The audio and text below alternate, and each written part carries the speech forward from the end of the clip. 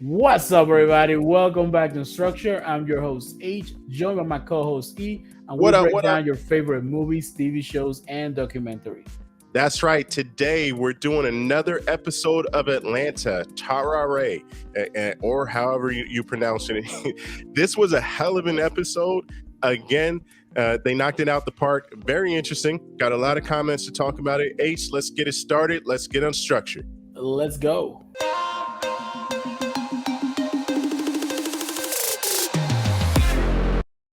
So many things to talk about in this episode. Yo, It was pack jam. It was confused. I was very much yeah, confused yeah. from the beginning of it. I was like, is this like a alternate This, reality episode, like the ones that I like? and I Is think this he blended it too, right? And yeah. he gave us some homework to do as well.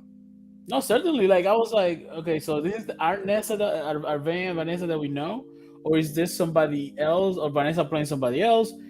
Is this all happening in her head? Is this really happening? Is that she's Exactly. seeing her friend? Like, what is going on? I was like, I was That's my head was spinning. Like, but it was good. It came home really well. Everything was packed up nicely, and they even had some a la Marvel after scenes that we saw on the show. Yeah, and this episode started off as something innocent, really, and then it quickly went downhill. And my whole take on the initial first part of this episode was it was sort of like Training Day, you know, Really where felt like that. you have this unsuspecting character that goes on a journey with a veteran, someone who knows the streets or knows the area, and they're in for a surprise. It's almost disturbing.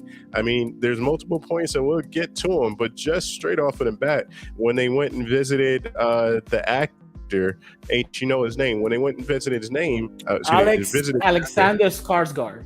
And Yeah, we know this Alexander guy Skarsgård, from True Blood, True recently Blood. the Norseman. The guy is killing it right now. Yeah, He was in and Tarzan too. Yeah. yeah, it was Tarzan as well. And they just she plants drugs on him and then calls the cops on him like this. It's like, what are you doing? It's like, what's going on? Oh, he likes it. It's like, what type of Twilight Zone world am I in? But no, Uh, but it's not just that. So basically, uh-huh. let's get it chronological Go on ahead, this. said it. So the episode starts. We have these three ladies talking in France about what they're doing there. One of the friends, Candace, that we know from previous seasons of the show, Yeah, she's there because she was paid by a gentleman, if you can call it that, $6,000 to come all over from America to France, and she has to pee on him. yeah. There you go. Yo, crazy. Shout out And to and Chappelle. yeah, and there, it's very, very normal, and it's no big deal for her. It's just regular business, as she called it, a business trip. However, I Listen, think you're getting that's six part of thousand dollars to pee on somebody. Like, listen, where do I yeah, aim? Where do I aim? That so think about it. But she runs into Van. She sees Van from the distance.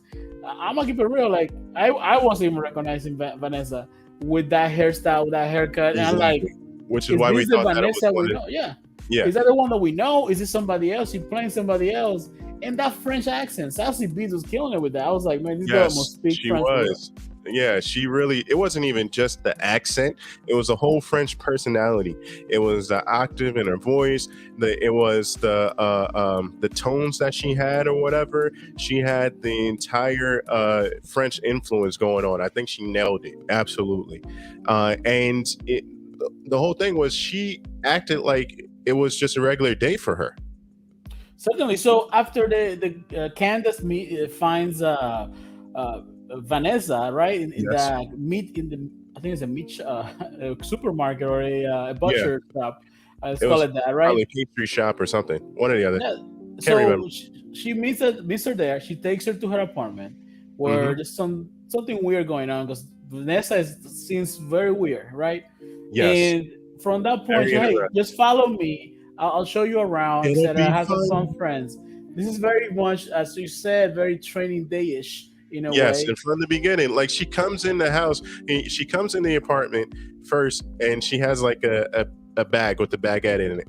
And then, as you mentioned, when she rushes out, she picks up the bag with the baguette. It's like, you brought the baguette home. Where are you taking it? Why are you walking around with the baguette? Which we'll later find out. But I just had to set that. Pay attention to that baguette the whole episode. Because Oh I was my like, this bread looks a little old. But anyway, I digress.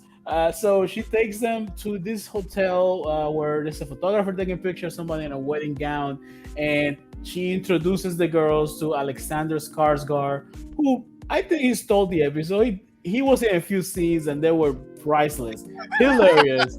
Man, this guy, because he's the guy that you see from True Blood, and you see on recently the Norseman, on Tarzan, and this guy has range. He was hilarious in this particular role that he was playing. So he's playing this guy that's already high, he's a little coked out, and I guess Van's trying to have some kind of weird game because they're making out. I guess have some kind of sexual relationship. Yeah. She plans, not plans, but like I guess, yeah, she plans some drugs on him. She sets him up. Yeah, she sets him up multiple times. She brings in the girls to distract him, which is why she was like, "Hey, come with me in the first place."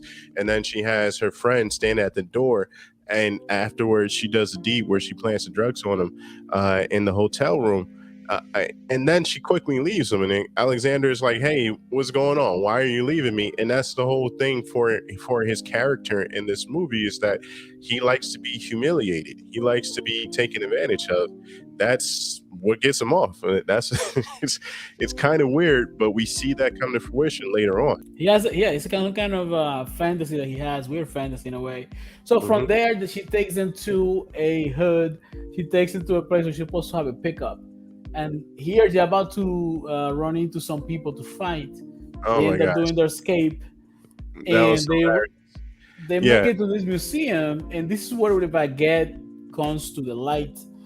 So let me ask you, what happens to a baguette when you leave it out for a week? It gets very hard. What about 2 weeks? It gets even harder than the first week. And what happens after 6 months? Harder than the roller quarters. You beat people with it. You know what I'm saying? You just beat people with it. Yeah, it's amazing because she knows everybody. Vanessa knows everybody. Everybody knows her. Everywhere she goes, everybody knows her. They're talking about this dinner. This dinner is a big deal, and everybody's going to the dinner. And she goes to the museum. She knows the guy at the museum. They let her in the back door because we didn't even know that it was a museum. And then she goes and greets the other guy who was supposed to be the Emilio. I think it was yeah, he was supposed to be the plug, and like we said, he didn't have the product for her, so she's trying to reconcile things, and that's when the baguette comes in, like you mentioned. And I never seen a baguette used that way. No, me neither. I'll be careful with the baguettes from now on. And through this whole time, Candace is just appalled, like, what's going on? What is happening? What's going on with you? She's trying to talk to her, and she won't really answer directly. The other two girls are just going along with it. Oh, she's cool. She really hasn't hurt nobody that hard. You know what I'm saying? So they're still having fun, enjoying the whole ride because they wanted to have someone that was a local, show them around. Go ahead. What? Would you have followed her still? Like, would you have still gone and walked around with her after you've seen this thus far? I think after the baguette incident, you know what? I think I go back to my hotel. Yeah, at a particular moment. Especially you got $6,000 on the line. What if you get arrested? You're gonna miss out. You're gonna waste some precious got business release in just a jail toilet instead of $6,000. Come on, man. Yeah, there's no question. I would have left after she beat the guy with the baguette. Like she had blood on the baguette. She was walking around with a bloody baguette. It's absolutely crazy. She's like some kind of like Kill Bill, like it was mafia. Like she was a superhero, and the baguette was her weapon. Like she was like, swing. What'd you like say? A baguette sword. What? What'd you say? On, man. Yeah, it was insane. Crazy. So. Now, go ahead. From there, they go into this restaurant that some kind of party is happening, right? Mm-hmm. And we see what they're cooking. Finger licking good.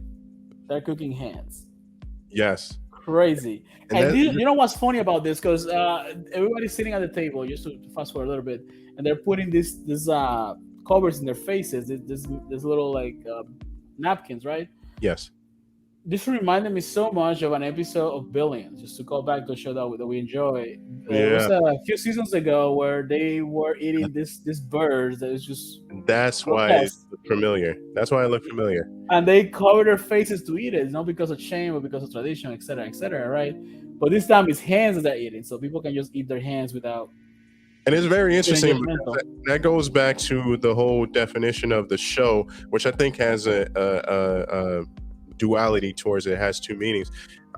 What Tarare or Tarare is a story of an old soldier who couldn't stop eating. He ate everything, and he eventually got caught by the Germans and He ate a whatever. baby. This guy Yeah, ate a baby. he ate a baby. He ate everything. Like he ate their family out of house and home. Literally, he was like a human pig.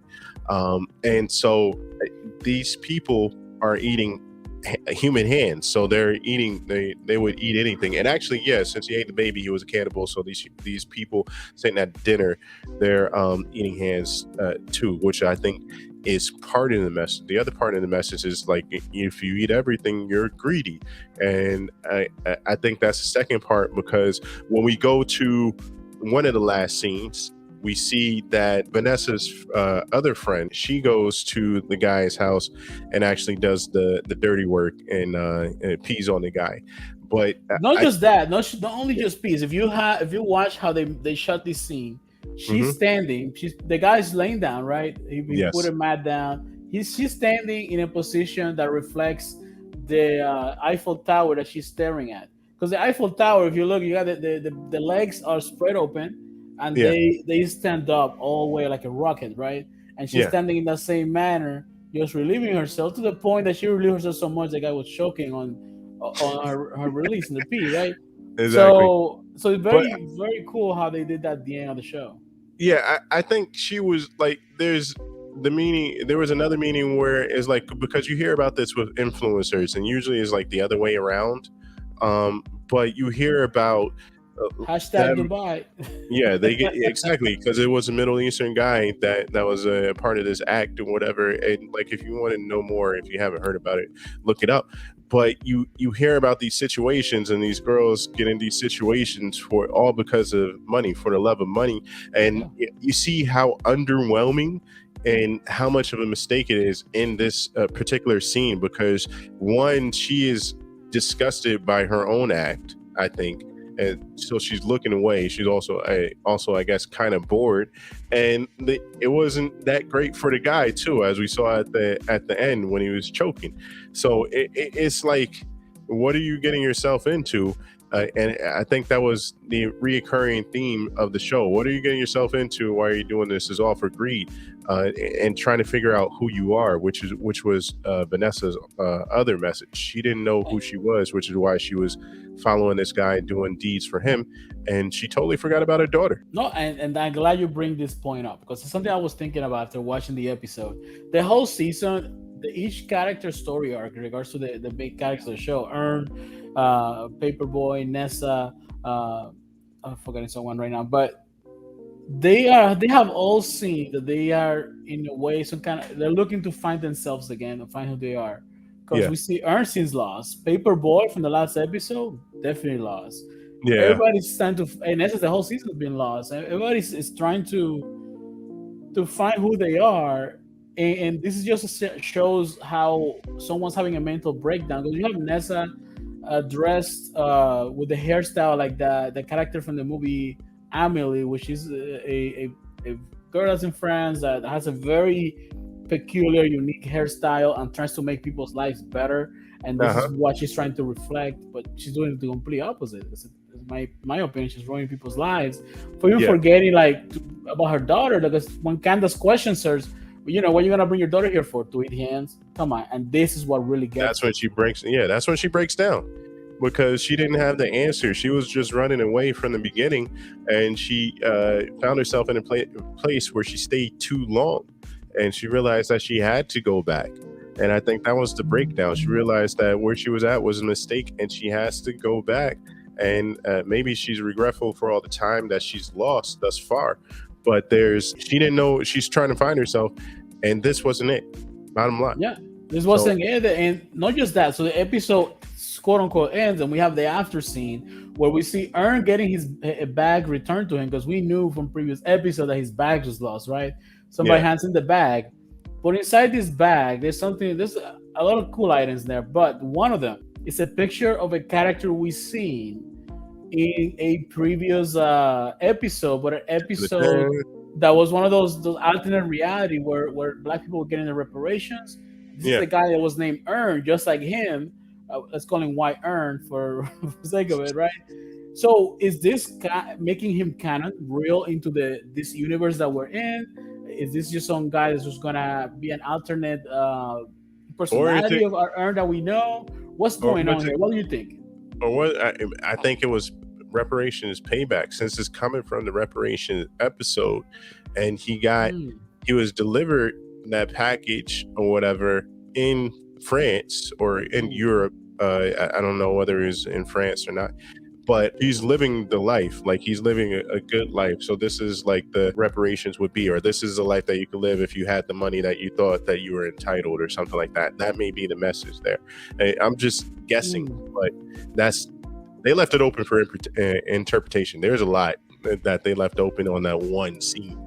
So I'm interested to see what's going to happen in the next ones, you know. Yeah. But let me ask you something very important I'd like to know from you. Yeah. What would you rate this episode? I would give this episode a 9. Give it a 9. Nice. Solid episode. I agree with you. I think I'm going to rate this episode an 8.5, just because I was a little confused at the beginning. But as the episode, I think once we hit the restaurant, no, maybe before that, I think once Alex Skarsgård was doing his thing, I think it kind of started making a little more sense for me. Yes. I'll do an 8.5. What do you guys think? What was your opinion on this episode? The different Easter eggs that we have. What do you think of that picture of White Ern at the end? What is happening? Are we converging the alternate reality that we see and making it real into the episode, or is this just they're just teasing us in regards to this picture? Will they address on the next episode? Who knows? Hey, I think that's pretty much it for this episode, right?